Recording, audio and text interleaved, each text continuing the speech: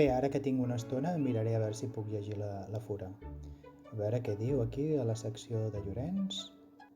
Les obres de l'escenari de la teatre de la Comparativa ja s'estan a punt d'acabar. Ja era hora. Les obres estaven allargant i semblaven les de la Sagrada Família. A veure què diu aquí, una altra notícia. A veure... Els gegants de Llorenç del Penedès continuen a Solsona. Normal. Hi havia molta feina a fer.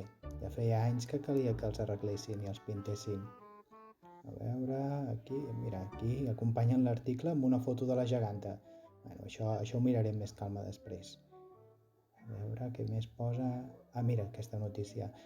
Les autoritats de seguretat de Llorenç del Penedès adverteixen als seus ciutadans que algunes classes emblemàtiques s'estan ocupant. És que ja no hi ha seguretat enlloc.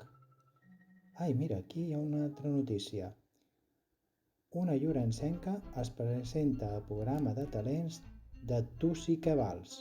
Oh, aquesta no diria pas que s'hi presentaria. A veure què diu aquí a la zona de cultura... Oh, vaja, la comparacia es torna a ajornar.